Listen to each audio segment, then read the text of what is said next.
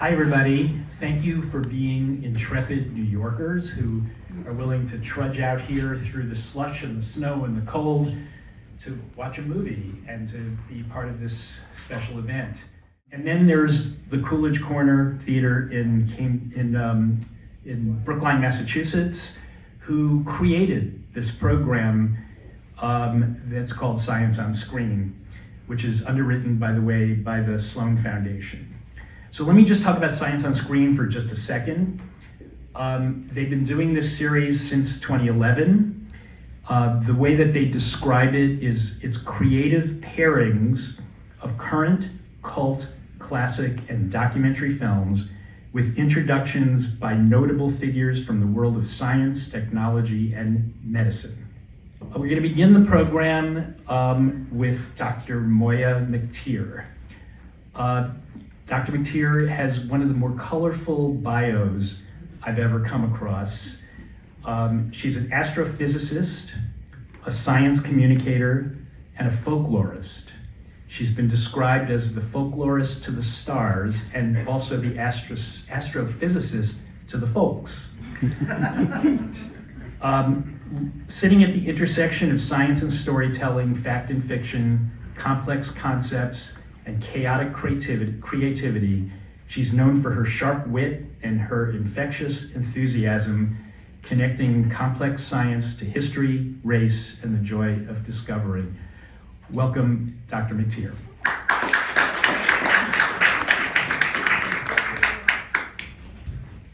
That was so nice. I didn't tell him to say that. And I do have a slideshow because astronomers love putting together a presentation almost as much as we love telling you that aliens haven't visited Earth. So when Margot Lee Shetterly published Hidden Figures in 2016, she did that to highlight the amazing lives and works of these three Black women who were hidden figures. They've gone unsung for too long in the public sphere, but they were groundbreaking in their fields. And while it's impressive that they were the first to do a lot of things, it's more important that they weren't the last to do any of those things. They weren't the last Black women. Other people followed in their footsteps. But let's talk first about the firsts that they got to do. So we have here at the left, Mary Jackson, who was NASA's first Black woman engineer. She started there after it crossed over from being NACA to being NASA, and she worked there in 1958. Then we have Katherine Johnson, who's the kind of central figure of the movie Hidden Figures, the middle hidden figure. She was the first Black woman to attend and graduate from West Virginia University in 1939. Yes, she was very young. She graduated from college at just 14. Very impressive.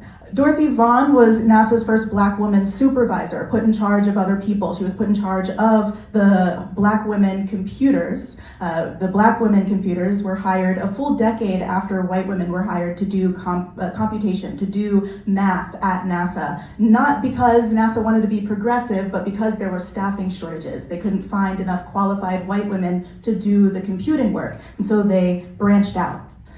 And those women weren't the last. That's the important thing here. Other women, like Dr. Wendy Okolo, followed in their footsteps. I feel like she is directly following in Mary Jackson's footsteps. She's a doctor of aerospace engineering, the first Black woman to get a PhD in aerospace engineering from UT Arlington. She did that in 2015, and she works on studying the flight paths. She has a patent in technology to control flight paths of spacecraft. And I think that Regina Senegal is a direct descendant in some ways of Dorothy Vaughan. She's a supervisor of this department at NASA that oversees safety for all other missions in NASA, which is really important.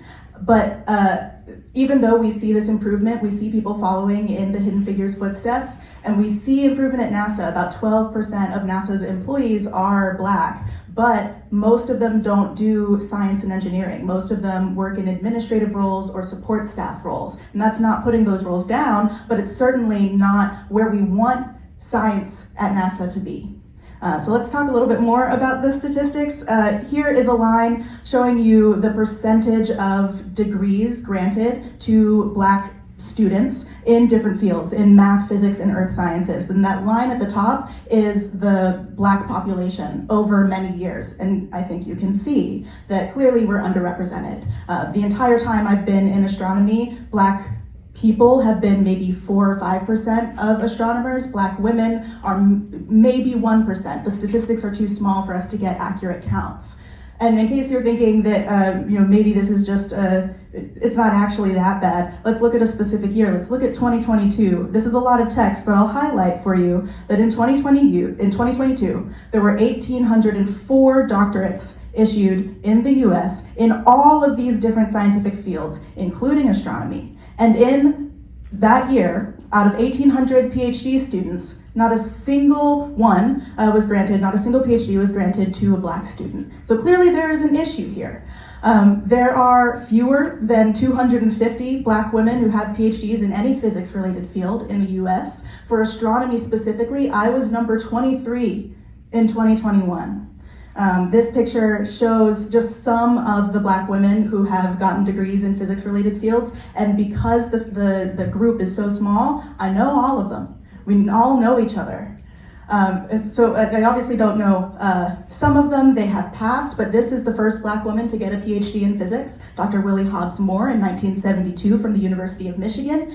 Her PhD work focused on studying the vibrations of particular types of molecules, these polyvinyl chloride polymers that are a very strong base used in a lot of plastics. They didn't know how bad plastics were back then, so we can't fault her for that. And then after her PhD work, she went to an engineering company where she started studying the infrared radiation around spacecraft as they re-entered the atmosphere, studying how efficient they were at surviving the friction in our atmosphere during re-entry.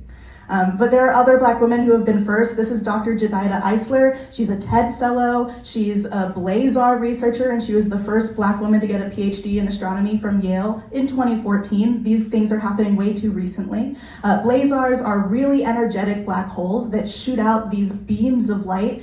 They can move at really fast speeds. The particles themselves can move near the speed of light, even though they aren't light particles. So Dr. Jedida Eisler gets to study those. Dr. Darren Norman in 1999 became the first Black woman to get a PhD in astronomy from University of Washington. And then in 2023, the first Black woman to be the president of the American Astronomical Society. I did not get to vote for her because I wasn't a member of the society, but I absolutely would have. She studied gravitational lensing. When you have something massive enough, it can bend space-time around it, and if there's an object behind it, its light can be bent towards you. Dr. Norman actually studied how we can see invisible things out in space to our benefit to study the universe. And I am a first, unfortunately. I became the first Black woman to get a PhD in astronomy at Columbia in 2021, and I, like Katherine Johnson, studied orbits, but not orbits around space or around Earth, orbits around the center of the galaxy, where stars can move on weirdly shaped orbits and they can interact with each other, they can have close flybys, and I found in a paper that I published in grad school that about 80% of stars in the center of the galaxy have a gravitational interaction. So if we're trying to find planets that could host life, we probably should not look there first. And like I said, I think this orbit study connects me to Katherine Johnson. She studied the orbits that took the first people out into, the first Americans out into space. In 1961, Alan Shepard became the first American to go up into space on the Freedom 7 mission, a part of the Mercury 7 program, and Katherine Johnson calculated the flight path trajectory, or she was a part of calculating that trajectory. And then the next year she did the same thing when John Glenn became the first human to go around the Earth. He orbited about 3 times, he was up in space for about 5 hours, and that is all thanks to Katherine Johnson.